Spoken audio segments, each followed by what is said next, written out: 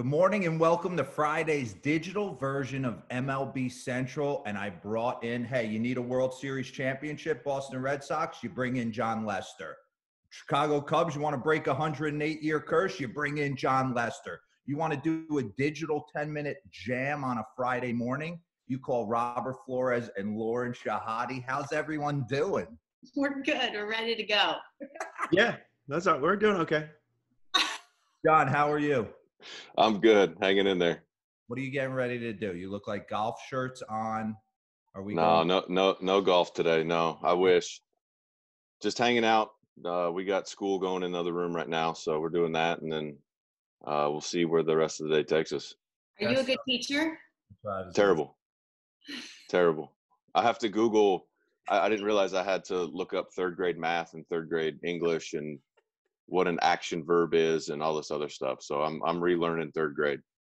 John, could you imagine, John, what would we do without Google in these circumstances? And you're having to teach third graders about math. I mean, what would we do without it? They would probably get the same grades that I got as a kid, which wasn't very good. So since we didn't have Google back then either, but I mean, it makes you appreciate what teachers do on a daily basis, dealing with, I've got one that is in third grade. I can only imagine dealing with 15 or 20 of them at a time. So it's been good. I mean, it's been fun to spend some time with him and see how he learns and kind of see the light bulb go on when he gets some stuff. And we just did a book report on Michael Jordan. So that was kind of cool for me to be a part of that. Yeah. Did you end up taking it over? Every time I help my kids out, like I had to I'm like, give me that. I'll end up. No, I sat there. You could either type it or write it, and I told him, I said, you tell me what to type, and I'll type it for you. And he picked out all the little pictures, and then when Mom gets involved with the creative side, that's when it kind of all comes together. And she did all the background stuff for him, and he was gluing his little butt off while she was cutting. So it was a team effort all the way around. John, we're so anxious for the season. I'm sure you're in the same boat. New manager. First time David Ross makes a trip to the mound. You say get lost? What? We got that out of the way pretty quick in spring. It was my first start. It didn't go so well.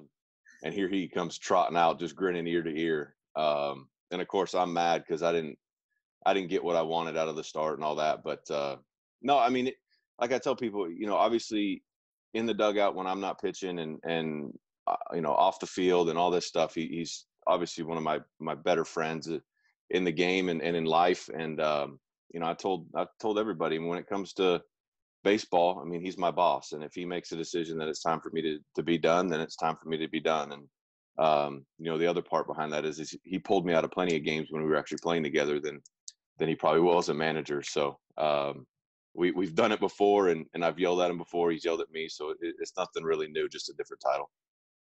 How often does he still talk about his stint with Dancing with the Stars? I mean, he got a lot of run out of that, John. A lot of run. He did. He doesn't really much anymore. We give him more grief than anything for it. He doesn't really bring it up that much. It's just mainly the guys like Riz likes to give him a hard time about it. And he starts, of course, dancing and putting on a show. But other than that, he doesn't really bring it up much. John, I never really in spring training paid attention to the pitchers. I just always figured, the first time they're out there, 2 innings, whatever it may be. How long would it take you to be ready to toe the slab in a competitive big league game?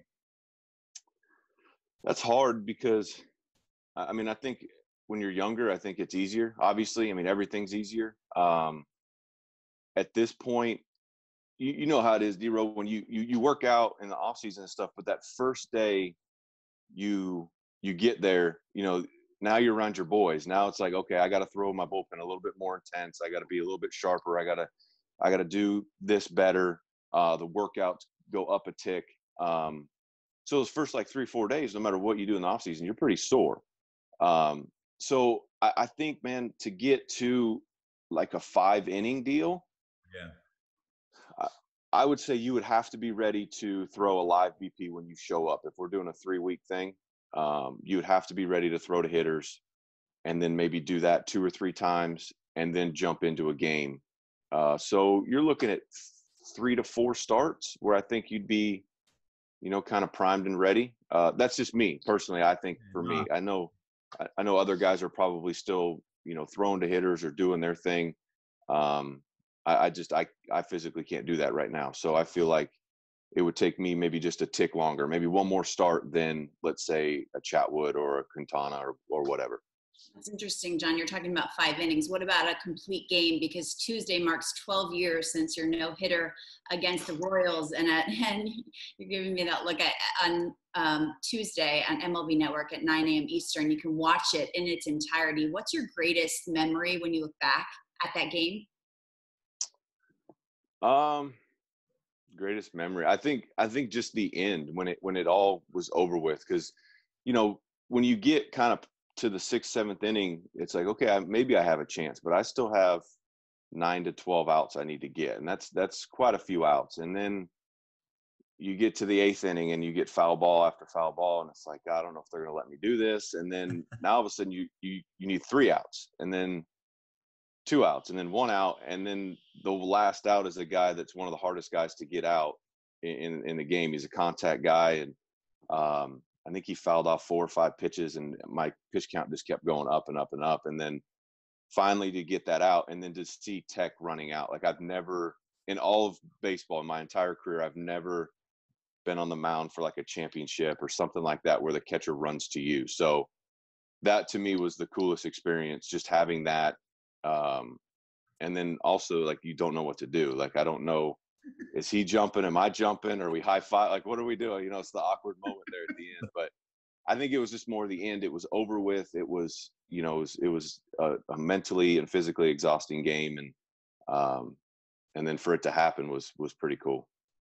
And Jon, you also had some of that dog pile scenario in Game 7 of the World Series in 2016, and MLB Network is going to be airing Game 7 of the 16 World Series on Sunday. You come out of the pen in that game on just 2 days rest. Will you be watching that game if you just happen to have the TV on? Will you be watching it? And if so, is that the first time you've had the opportunity to watch it at home when it's come on TV? Do you find yourself just casually just watching it if and when you're around the TV? No, not casually. I think I've seen it a couple times just throughout the last couple of years, just based on like the World Series videos or, it being played in Chicago at some point, but rain delay, something like that. But no, I don't really right now. I couldn't sleep last night, so there was really nothing on TV. I was kind of just browsing between the old Ryder Cup in, I think, 2012 and then a game we played last year. We lost to the Cardinals, I think 9-8. That was on MLB. So like something like that. But I don't set an alarm clock or anything to go watch any of the games. It makes me miss it a little bit too much right now. Yeah. All right. I caught wind that you built my girlfriend, Cy. Epic 2-story treehouse. How long did it take? Did you have outside help? Give me the story, because you had to be in the backyard. I mean, Christmas Eve, when you're putting it together for the kids, is like nightmarish stuff. So I got to believe this was tough. Yeah, it was. It was a little overwhelming. So it came in 3 boxes, and they're all numbered. And my I don't think I have OCD, but I think with stuff like this, my OCD kicks in, and it has to be like all organized. So I pulled them all out of the boxes. I organized all the pieces together, and started building. And, when you do this stuff for the first time, you don't think everything through. So I start building it out in the backyard thinking, okay, this is where I want it. So I'm going to build it here. Well, that ground's not level. So I had to lift up this frame and carry it over to my back deck to make sure that everything was level. So then I had to unscrew a couple things, get it level, screw it back in. So that was a little overwhelming, but it took me a solid 2 days. Solid 2 days. From beginning to end, I took some breaks in there. There were some alcoholic beverages in there consumed that made it a little bit easier. But the hardest part was the slide, because it's awkward. You got to hold it up, drill that in, and then put it piece by piece together. So, we got it done. It hasn't fallen apart yet. So that's good. She's got her little flower boxes up there with flowers in them now. So she's happy as she can be. Lauren, he's handy.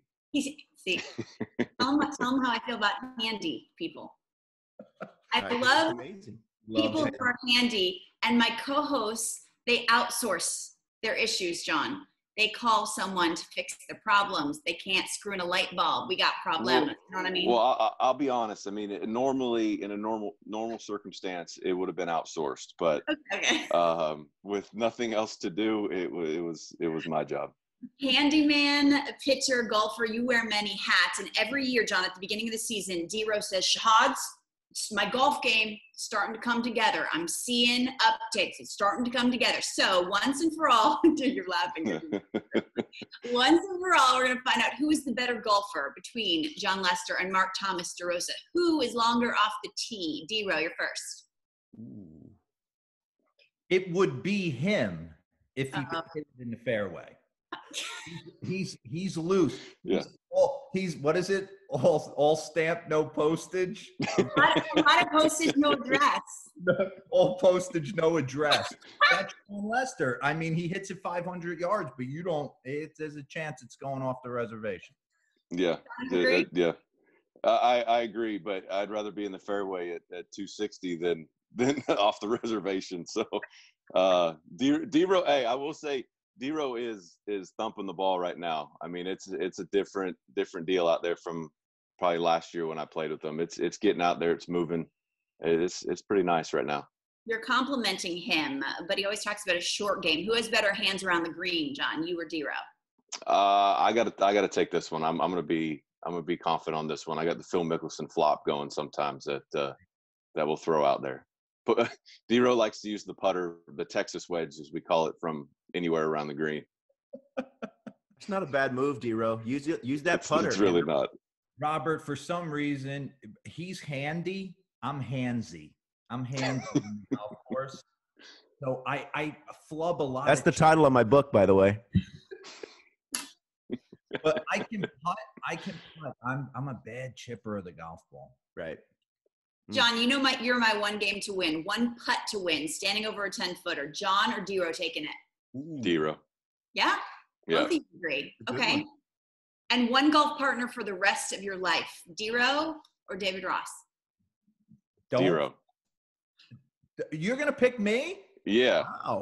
Wow. I said that's a bad question because that's putting pressure. I mean, our friendship has blossomed in the last 3 years. But you've been tight with Rossi for a while. No, because his personality doesn't come out on the golf course. He's a grinder out there, and it doesn't show. I mean, I don't. You can't name a time we didn't have fun, regardless of how bad I played or whatever. Robert, Jon's the golfer that shows up. He's got the speaker connected to the rail.